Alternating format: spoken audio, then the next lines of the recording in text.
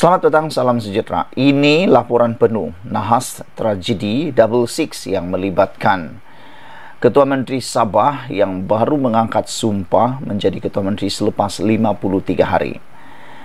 Saudara-saudara sekalian, sejak kita merdeka, sejak Sabah menyertai Malaysia pada tahun 1963, kejadian tragedi Double Six tidak pernah didedahkan kepada umum. Perdana Menteri bersilih ganti, Perdana Menteri terus berganti, kerajaan terus bersilih ganti, insiden-insiden kerajaan terus bersilih ganti, tapi satu-satunya insiden yang tak pernah didedahkan, tak pernah klasifikasikan kepada umum ialah tentang laporan penuh Double Six ini, yang disebut Double Six. Mengapa dipanggil Double Six? Kerana ia melibatkan tarik 6 hari bulan Jun, 6 hari bulan 6. Itulah yang disebut Double Six. Macam tu. Yang terkorban di dalam nahas tersebut ialah Ketua Menteri bersama dengan beberapa orang ahli kabinet beliau yang baru mengangkat sumpah. Ada pelbagai spekulasi, ada pelbagai cerita dan versi melibatkan insiden tersebut.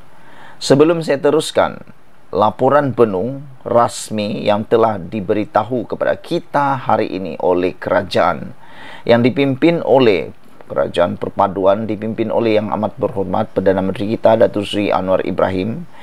Saya ingin menyampaikan dulu beberapa spekulasi yang berlegar-legar di kalangan rakyat Sabah khususnya. Ada yang mengatakan bahawa insiden tersebut kerana sabotaj. Ada juga yang mengatakan kononnya insiden tersebut kerana ada letupan. Ada juga yang menyebut kerana pemandunya tidak berkelayakan.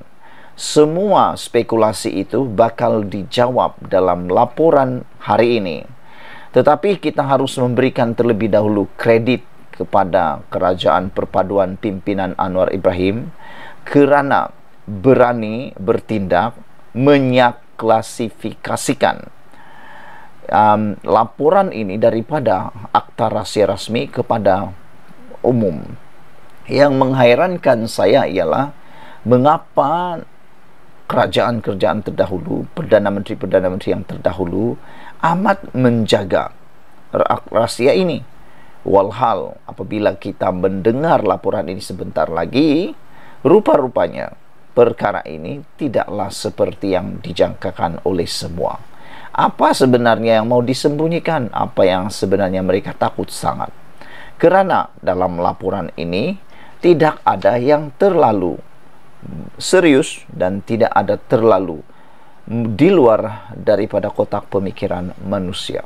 Tapi hairannya, ianya disimpan dengan rapi selama 40 tahun. Tidak pernah diberitahu kepada umum. Tapi hari ini, akhirnya kita diberitahu tentang perkara ini. Secara rasminya, saudara-saudara, laporan penuh nahas udara 1976 tiada sabotaj dan ianya disebabkan oleh pesawat hilang keseimbangan menurut pengesahan laporan ini. Jadi kalau selama ini ada yang berlegar-legar di kalangan kita mengatakan bahawa insiden Double Six itu adalah sabotaj, itu adalah tidak benar menurut laporan ini. Sebelum kita teruskan, sila tinggalkan dahulu komen anda dalam ruangan komen berkaitan isu kali ini.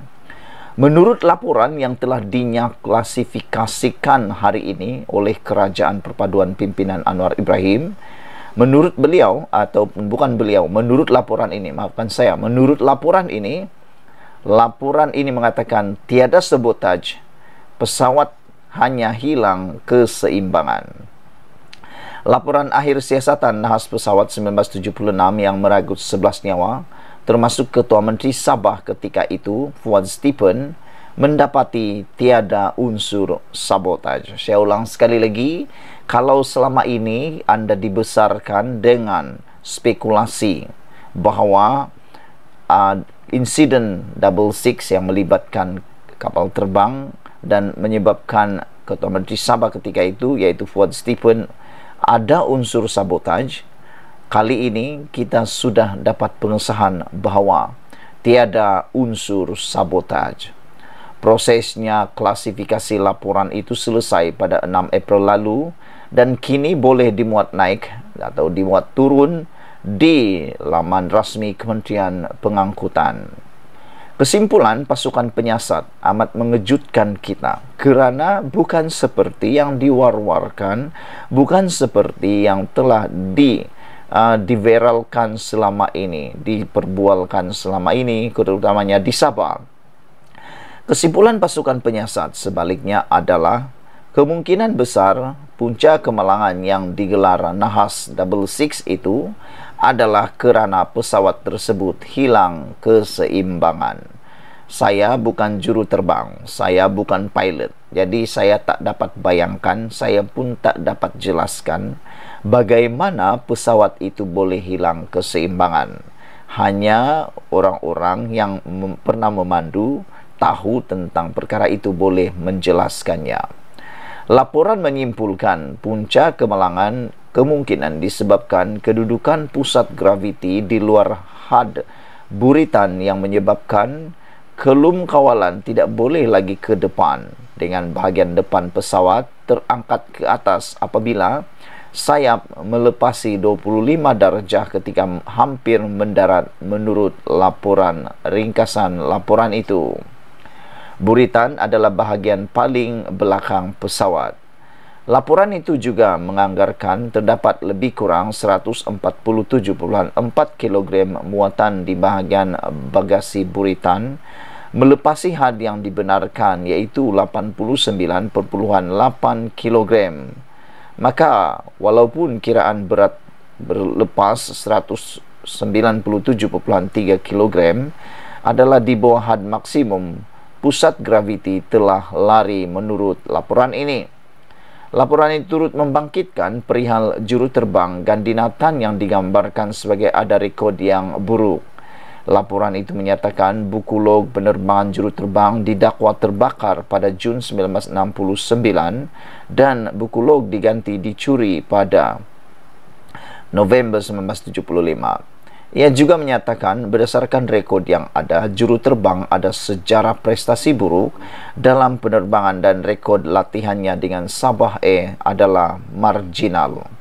Selain itu, laporan itu juga mendapati syarikat penerbangan tidak tegas dalam memastikan prosedur dipatuhi. Maka semua keadaan ini menyebabkan ia berlaku di mana juru terbang tanpa kelaziman memenuhi banyak keperluan atau prosedur yang digariskan syarikat sekadar berjalan secara bersahaja mengelilingi pesawat di labuan dan duduk di kokpit ketika semua muatan berada dalam pesawat tanpa sedar yang taburan muatan adalah salah, kata laporan itu. Laporan itu turut menyatakan juru terbang juga mungkin tidak cukup tidur dan dia ada memberitahu kenalan yang dia letih dan sakit perut yang tidak teruk. Sekian dulu untuk kali ini. Jangan lupa share video ini. Ini laporan penuh setelah daripada Kementerian Pengangkutan berkaitan dengan tragedi insiden 66 yang berlaku di Sabah. Sila share video ini. Kita jumpa lagi. Bye-bye.